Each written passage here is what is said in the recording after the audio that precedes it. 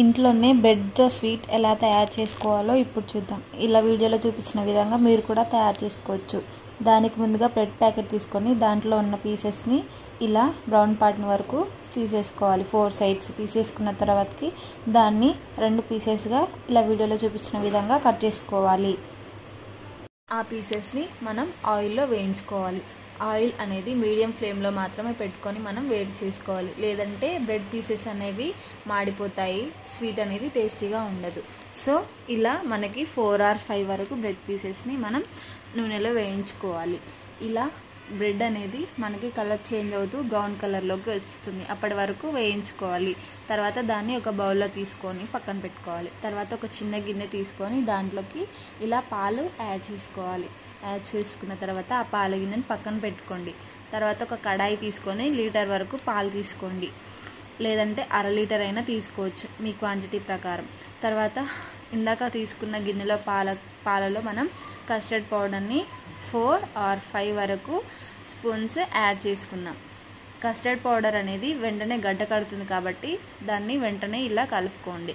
లేదంటే గడ్డ కట్టేసి మనకి స్వీట్ అనేది బాగా రాదు. తర్వాత మనం వేడి చేసుకుంటున్న పాలలో 1 కప్పు వరకు షుగర్ని యాడ్ చేసుకుందాం. 1 లేదా 1.5 మీకు షుగర్ ఎలా తినాలనిపిస్తే అలా యాడ్ చేసుకోండి.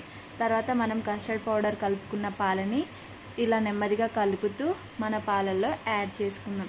ఎందుకంటే కలపకుండా ఉంటే కస్టర్డ్ పౌడర్ వల్ల పాలు అనేవి గడ్డ కట్టిపోతాయి. సో మనం ఎప్పుడూ కలుపుకుంటూ ఉండాలి. తర్వాత మనం ఇందాక చేసుకున్న బ్రెడ్ పీసెస్ని మనం ఇలా ఒక బౌల్ లేదా మీకు ఇష్టమైన ఏదైనా పెద్ద కడాయిలో ఇలా పేర్చుకుంటూ అరేంజ్ చేసుకుంటూ దాన్ని పెట్టుకోవాలి. పెట్టుకున్న తర్వాత దాంట్లోకి షుగర్ సిరప్ మనం యాడ్ చేసుకోవాలి. షుగర్ సిరప్ ఎలా తయారు చేసుకోవాలంటే ఒక బౌల్లోకి షుగర్ తీసుకొని దాంట్లో కొన్ని వాటర్ పోసుకొని దాన్ని శుభ్రంగా మరగనిస్తే అదే షుగర్ సిరప్ అండి. ఇలా షుగర్ సిరప్ని మనం అరేంజ్ చేసుకున్న బ్రెడ్ ముక్కలపై ఇలా చల్లుకోవాలి. ఆ తర్వాత కస్టర్డ్ పౌడర్ కలిపిన పాలని మనం బ్రెడ్పై ఇలా అరేంజ్ చేసుకోవాలి.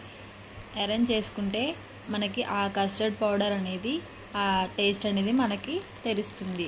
కాబట్టి మొత్తం కలిసే విధంగా ఇలా మొత్తం పోసుకుంటూ ఉండాలి కలిసే వరకు. దాని తర్వాత పైన డ్రై ఫ్రూట్స్ వేసుకుంటే టేస్టీగా ఉంటుంది. తర్వాత మళ్ళీ అరేంజ్ చేసుకొని మళ్ళీ అదే విధంగా కస్టర్డ్ పౌడర్ పాలు అనేది దాంట్లోకి వేసుకోవాలి. ఈ విధంగా బ్రెడ్ పీసెస్ అలా కస్టర్డ్ పౌడర్ పాలు అలా పోసుకుంటూ ఉంటే మనకి స్వీట్ అనేది మొత్తం కలిసిపోయి టేస్టీగా